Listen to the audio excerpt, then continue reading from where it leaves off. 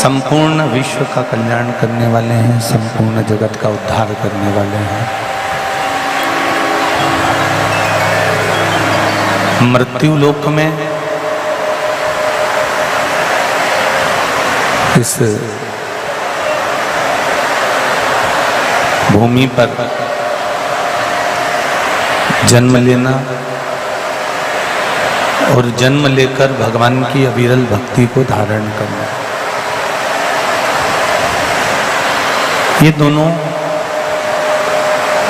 एक अलग अलग भाव को व्यक्त कर देते हैं।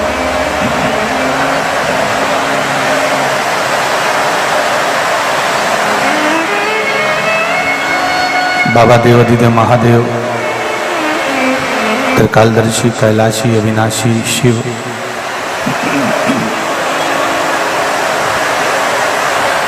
आवाज नहीं जा रही है पीछे, ना उधर है ना इधर है आवाज।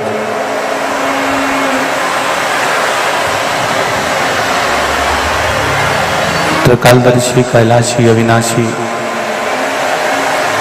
भगवान शिव जो नित्य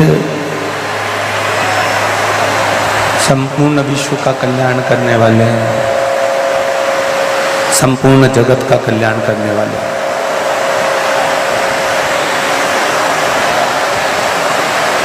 सावन के महीने में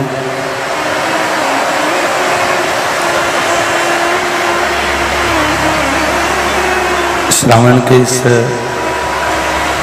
पन्नी हटाओ और सब पब्लिक को देख लेंगे। थोड़ा सा आवाज नहीं जा रही है कहीं पर भी।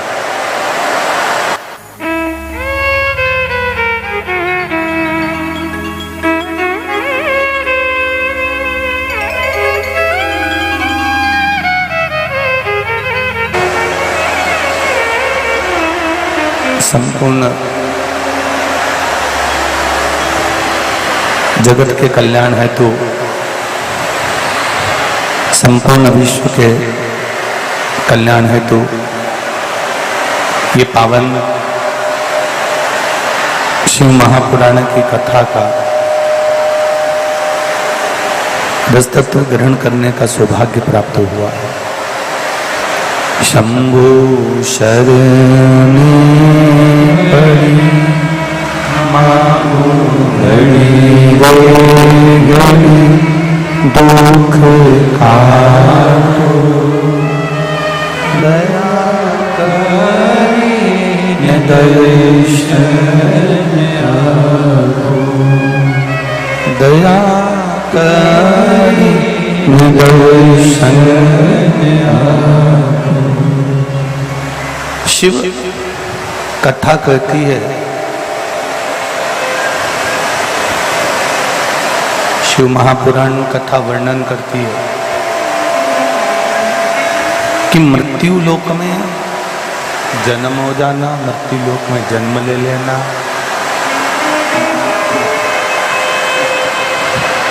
और मृत्यु लोक में जन्म लेने के बाद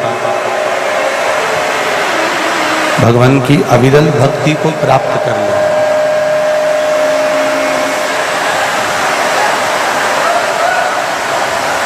और वो अविरल भक्ति भगवान के चरणारविंद का रसास्वादन, भगवान के चरणों का स्मरण, अनुमोदन कोई साधारण नहीं है। तेरी कृपा बिना नहीं ले एक भी लेते श्वास, तेरी कृपा से तनु तनु, हे गंगाधार मुक्ति द्वार ओमकार तू, ओमकार तू, आयो शरण की रानी शंभु तार तार तू, आयो शरण की रानी शंभु तार तार तू। बखान क्या करूं मैं लाखों के ढेर का,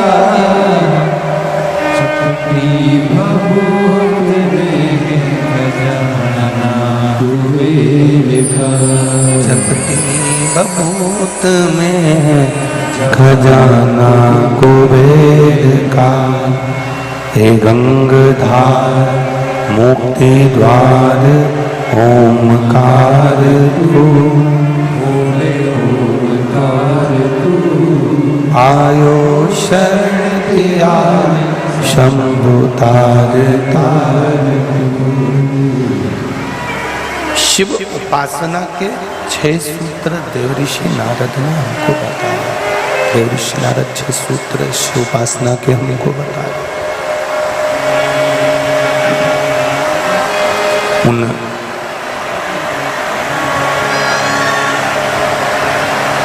6 सूत्रों में देवऋषि नारद कहते हैं कि ये 6 सूत्र, अगर ये 6 सूत्र हम अपनी जिंदगी में धारण कर लेते हैं, ये 6 सूत्र हम अपने जीवन में उतार लेते हैं, ये 6 सूत्र हम अपनी जीवन में अगर धारण कर लेते हैं तो ये निश्चित है कि भगवान की, शिव की अविरल भक्ति हमको प्राप्त होती ही है। जब यहीं पर आवाज अच्छी नहीं आ रही तो बाहर क्या जाएगी?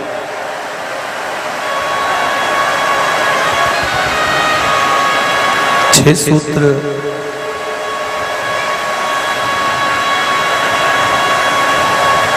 देवऋषि नारद भगवान शंकर को प्राप्त करने के 6 सूत्र बताए।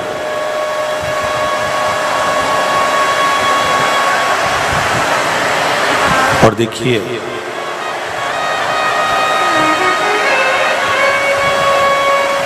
सावन के महीने की शिव महापुराण की कथा है।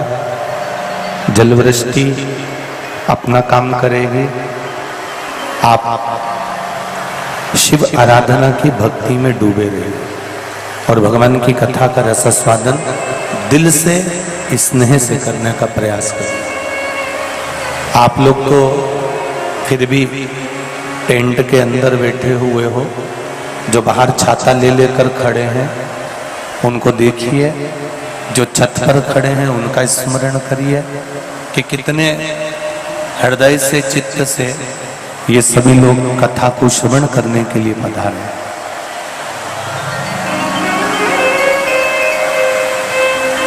देवऋषि नारद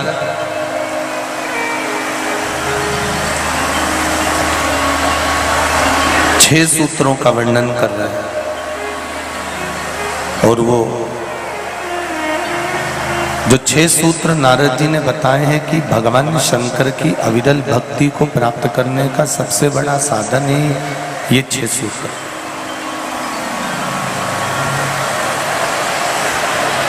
भगवान शिव को प्राप्त करने का मूल अगर कोई साधन बताया है तो ये 6 सूत्रों में बता दिया, ये 6 सूत्रों में वर्णित कर दिया गया। पहला वर्णन करा सिर पर त्रिपुंड, भगवान शंकर के मस्तक पर सिर पर त्रिपुंड लगा लेना।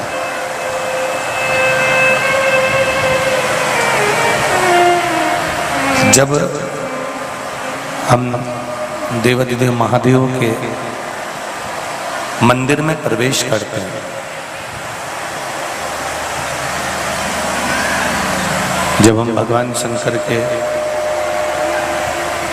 मंदिर में जाते हैं, प्रवेश करते हैं, तब शिव मंदिर की जो चौखट है, शंकर भगवान के मंदिर का जो द्वार है, जो चौखट है,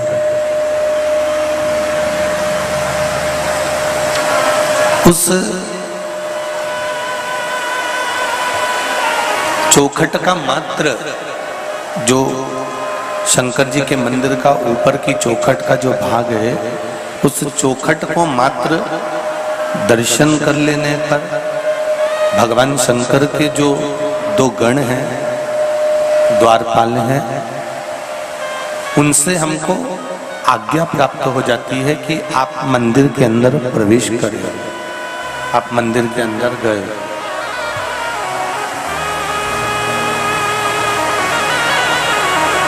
आप मंदिर के अंदर पहुंचे,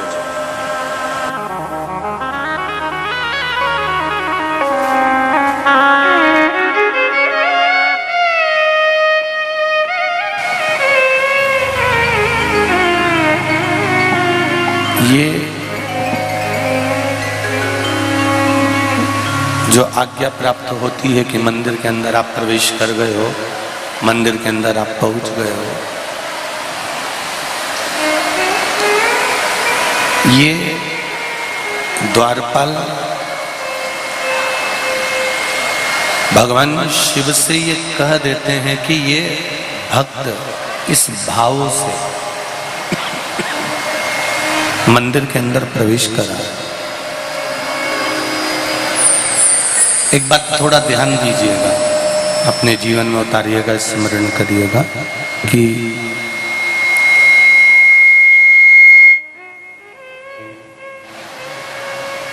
एक छोटी सी चींटी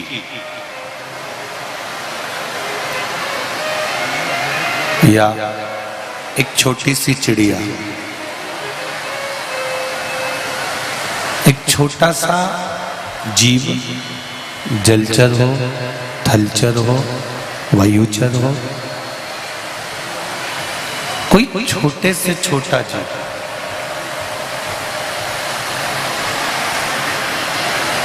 जब भगवान को पुकारता है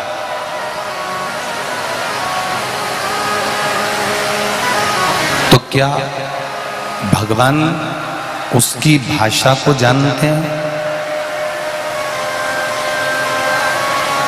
क्या भगवान उनकी वाणी को पहचानते हैं? शिव महापुराण की कथा कहती है भगवान उनकी भाषा को नहीं जानता, भगवान उनकी वाणी को नहीं जानता, पर इतना जरूर है कि जब वो दिल से, हृदय से भगवान को पुकारता है तो उसके हृदय का जो भाव है, उसके दिल का जो भाव है, उसकी चित्तवृत्ति का जो भाव है, उसके मन का जो भाव है, भगवान उसको समझ लेते हैं। एक मंदिर की चौखट, मंदिर का द्वार, मंदिर का दरवाजा,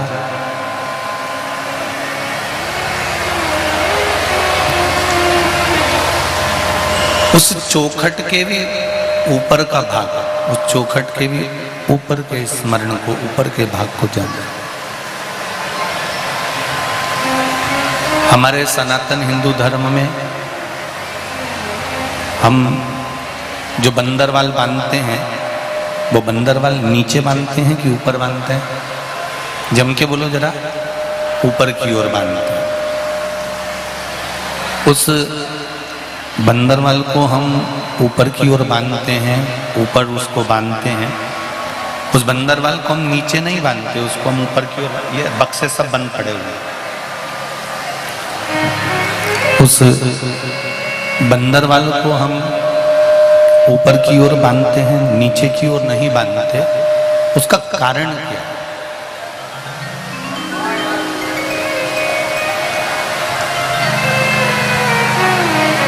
किस कारण से? शिव महापुराण की कथा कहती है बंदरवाल को ऊपर इसलिए बांधा जाता है कि वो हमारे पितरों का, पूर्वजों का, कुल देवी देवताओं का, हमारे स्मरण जिन भगवान का हम नित्य करते हैं, उन परमात्मा का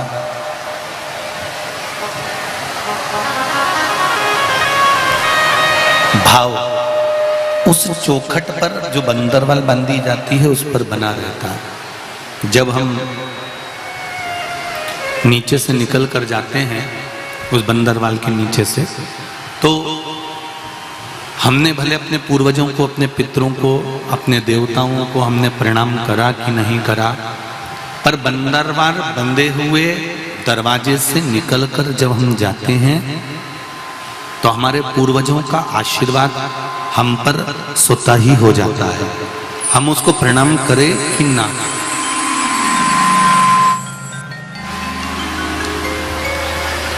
उनका आशीर्वाद हमें प्राप्त हो ही जाता है।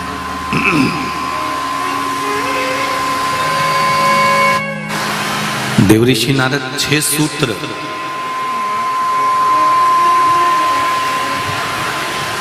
सूत्र देवऋषि नारद ने भगवान शंकर को प्राप्त करने के बताए हैं। उसमें पहला सूत्र है त्रिपुंड धारण करना, और त्रिपुंड भगवान देवादिदेव महादेव को लगाकर भगवान शंकर को समर्पित कर उस त्रिपुंड को अपने मस्तक पर धारण कर। सत्यम शिवम, जम के बोलो तीसरा सुंदर। जब जीवन में सत्य अगर प्राप्त हो जाता है तो शिव अपने आप मिल जाता है, और अगर शिव मिल गया तो जीवन अपने आप सुंदर बन जाता है। उस जीवन को सुंदर बनाने के लिए हमको कहीं जाने की जरूरत नहीं पड़ती।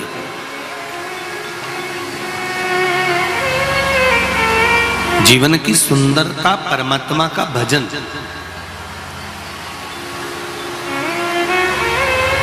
मैंने तेरे ही भरोसे, ओ बाबा तेरे ही भरोसे, हवा बिच उड़ती जावांगी, बाबा डोर हटो छड़िया में लटी जावांगी, भोले में तेरी बंधन, शंभो में तेरी बंधन, हवा बिच उड़ती जावांगी, बाबा डोर हथो छड़ी नामे कटी जावांगी।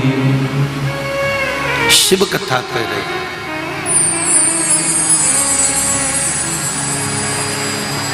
शिव मंदिर में लगाया गया, चाहे भस्म हो, चाहे चंदन हो, हल्दी हो, अबीर हो, गुलाल हो, भगवान शंकर को समर्पित करी गई कोई भी वस्तु हो, उस वस्तु का, उस सामग्री का त्रिपुंड। और हम तो पहले भी कथा में कहे, आज फिर आपसे कहते हैं कि आप रोज प्रतिदिन भगवान को लगाई गई सामग्री का अगर त्रिपुंड नहीं लगा सकते तो हफ्ते में कम से कम एक दिन ऐसा बना लो कि आज मैं शंकर मंदिर जाऊंगा और शिव जी के मंदिर पर अगर जो मिला उसका मैं मस्तक पर त्रिपुंड लगाऊंगा, भले फिर वो जल क्यों ना मिला हो, भले वो कोई सामग्री क्यों ना मिली हो।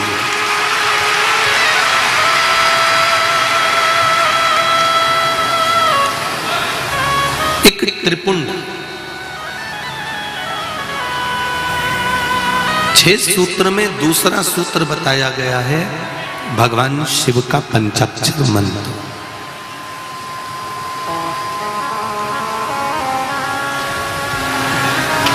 देवऋषि नारद कहते हैं ये दूसरा सूत्र है। इस दूसरे सूत्र में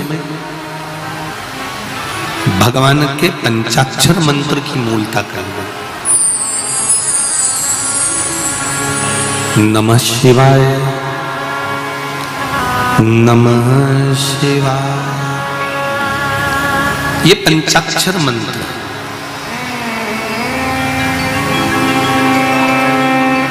जब इसमें ओम को जोड़ दिया जाता है तो ये षडाक्षर मंत्र बन जाता है।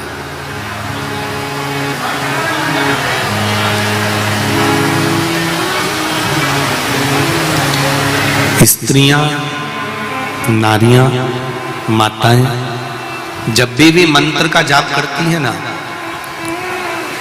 जब भी षडाक्षर मंत्र का जाप करती है तो वो पंचाक्षर से चालू करती है।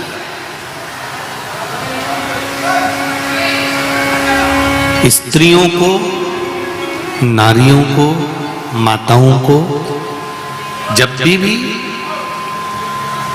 शिव नाम के मंत्र का जाप करना है तो पहले उनको पंचाक्षर से चालू करना पड़ेगा। और अगर पुरुष भगवान शिव के मंत्र का जाप कर रहा है तो उसको षडाक्षर से चालू करना पड़ेगा। समझ लेना जरा अच्छे से एक बार हो, जिससे हमारे से कोई गलती ना हो जीवन में। पंचाक्षर मंत्र सब बोलो जरा एक बार, नमः शिवाय, जम के बोलो। ठीक है। अब माताएं जब मंत्र का जाप करती हैं तो यहां से चालू करती हैं, जो अभी आपने बोला। पुरुष जब भगवान शिव के मंत्र का जाप करता है तो षडाक्षर मंत्र से चालू करता है, ओम नमः शिवाय।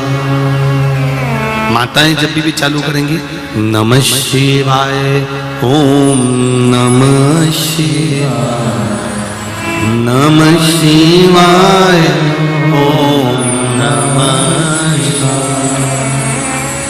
अब पुरुष करेगा कैसे, ओम नमः शिवाय, ओम नमः शिवाय, नमः शिवाय, ओम नमः शिवाय। माताओं का पंचाक्षर मंत्र जाप करना और पंचाक्षर मंत्र के बाद षडाक्षर मंत्र जोड़ना, ये वंश की वृद्धि करने वाला।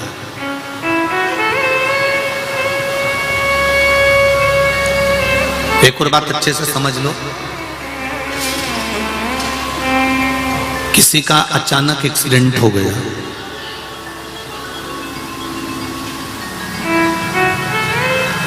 तुम्हें शुद्ध नहीं है,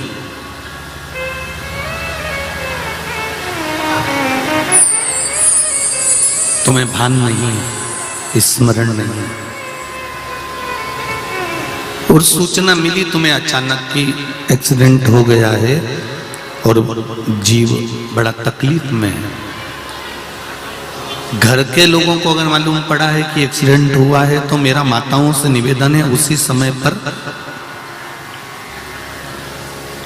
5 या 7 बार पंचाक्षर मंत्र का जाप करना प्रारंभ कर देना चाहिए।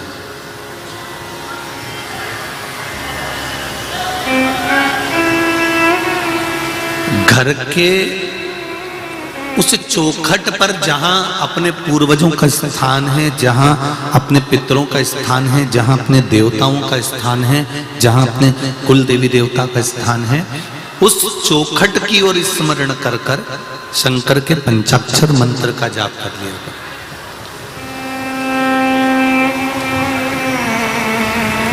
ये निश्चित है कि काल की घड़ी से महाकाल उसको निकाल कर वापस ले आएगा, ये निश्चित है। हाँ, जिसकी आ गई उसको तो बचाना, वो कहते हैं ना, जन्म मरण और परण, ये 3 तो देवाधिदेव महादेव के पास में है। तो ये निश्चित मृत्यु तो आना है, ये मृत्यु तो कभी भी किसी की भी कहीं पर भी किसी भी रूप में आ सकती है, उसका कोई स्मरण नहीं।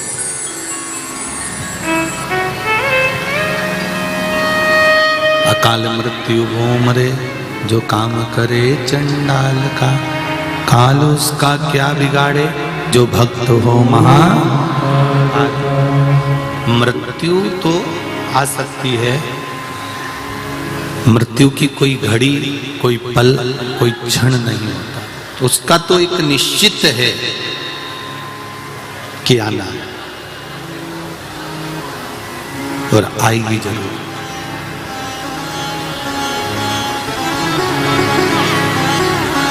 अब कई माताएं जब ये प्रश्न सुनती हैं, प्रसंग सुनती हैं कि स्त्री नारी पंचाक्षर मंत्र का जाप कर लेती है तो अकाल जो घड़ी होती है, जो पल होता है, जो काल का समय होता है, वो टल जाता है।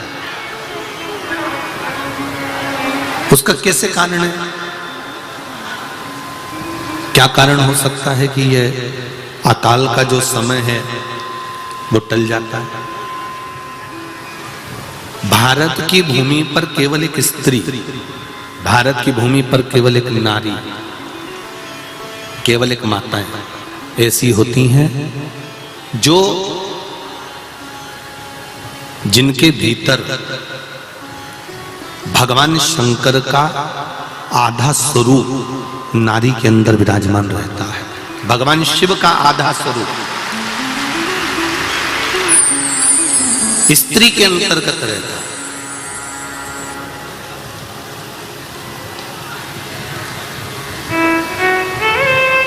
नारी में धैर्य भी है,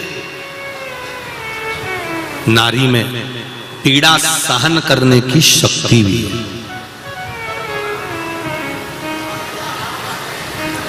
जितनी पीड़ा स्त्री को होती है, जितनी पीड़ा नारी को होती है, जितना दुख नारी सहन करती है, जितना कष्ट स्त्री सहन करती है, जितनी पीड़ा एक नारी सहन करती है, संसार का कोई व्यक्ति इतनी पीड़ा सहन नहीं कर सकता जितनी नारी इस पीड़ा को सहन करती है। एक बच्चे को जन्म देते समय मां का दूसरा जन्म हो जाता है। एक बच्चे को जन्म देते समय माता का ये दूसरा जन्म होता है।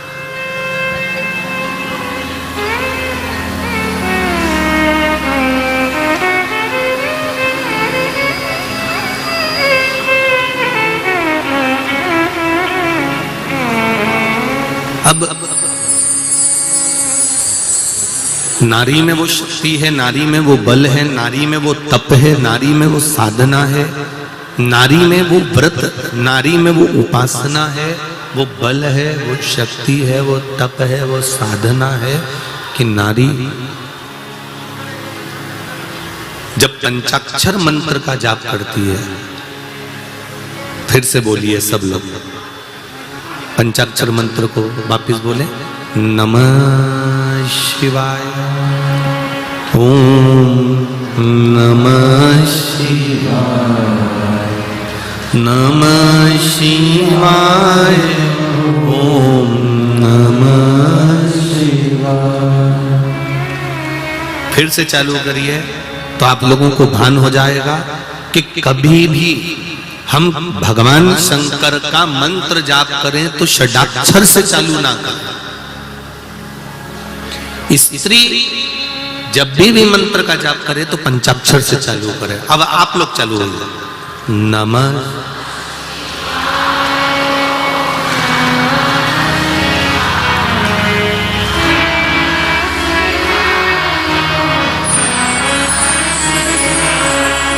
नमः शिवाय, ओम नमः शिवाय, नमः शिवाय, ओम नमः शिवाय, नमः शिवाय, ओम नमः शिवाय। अब इस मंत्र में षडाक्षर मंत्र पीछे जुड़ा हुआ है। फिर स्मरण करिए, नमः शिवाय, ओम। षडाक्षर मंत्र को पीछे दे दिया।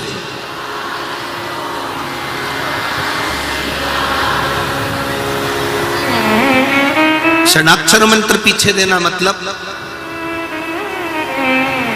पंचाक्षर मंत्र का जाप जब स्त्री करती है, पंचाक्षर मंत्र का जाप जब नारी करती है, कोई विपदा की घड़ी आने पर देहली पर देखकर अपने पूर्वजों को, अपने पितरों का, अपने कुल देवी देवता का स्मरण कर कर घटना घट गई, मालूम पड़ गया कि सूचना मिल गई कि उसका एक्सीडेंट हो गया है, उसको ये तकलीफ आ गई है, उसको ये कष्ट आ गया है, और आपने देहली पर शिव का स्मरण कर कर इस मंत्र को, पंचाक्षर मंत्र का भी स्मरण कर लिया, तो वो पक्का है कि कहीं ना कहीं बाबा उसको काल के मुख से बचाकर श्रेष्ठ जगह पर ले ही गए। और ये कर सकती है केवल स्त्री।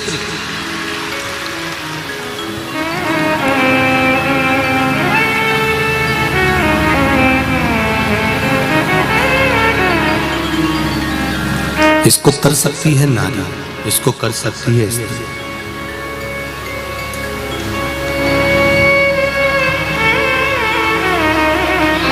एक प्रश्न खड़ा होता है,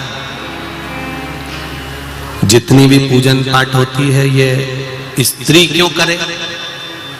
थोड़ा बहुत तो ये बहरू भी करे ना, है? जो भी पूजन पाठ करे वो स्त्री करे, सारे व्रत उपास स्त्री करे, पुरुष क्यों नहीं?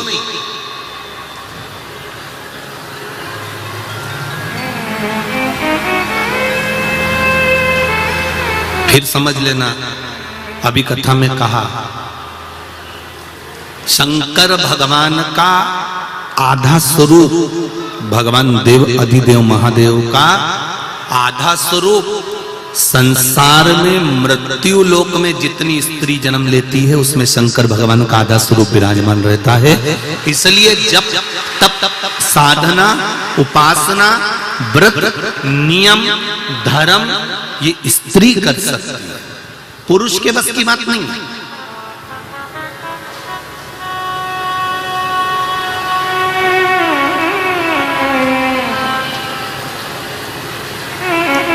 वो एक दिन एकादशी का व्रत करता है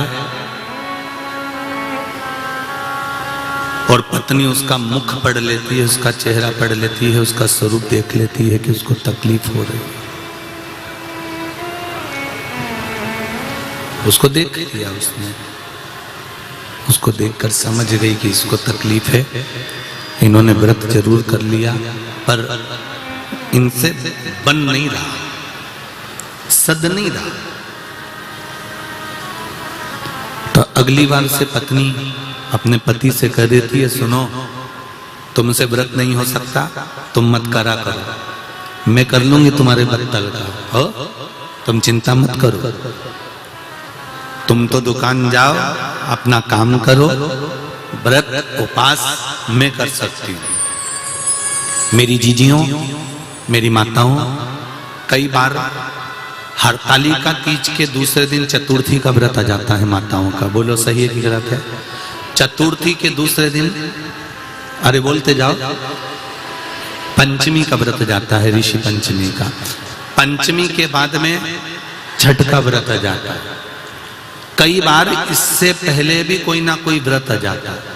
माताओं के लाइन से इतने व्रत आ जाते हैं तो भी इनके चेहरे पर सल नहीं आता, और जो भी पूजन करती है वो दिल से करती है।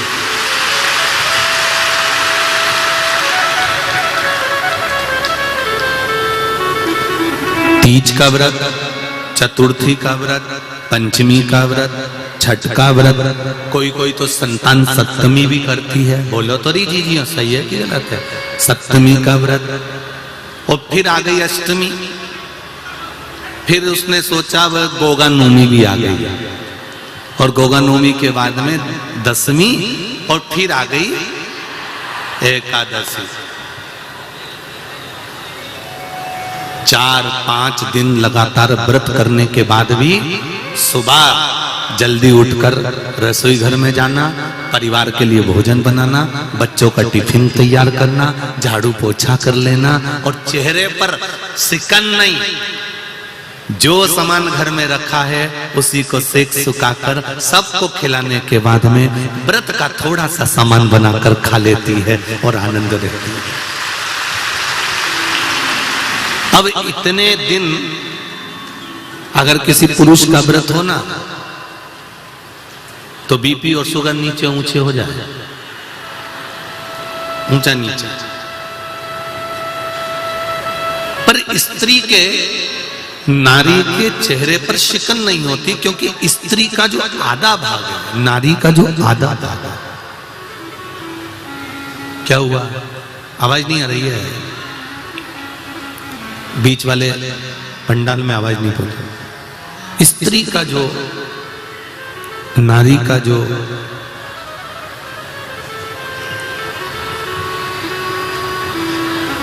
आधा स्वरूप है वो शिव का स्वरूप है, वो शंकर का स्वरूप है। उसका तप, उसकी साधना, उसका बल बड़ा होता है। इसलिए महाराज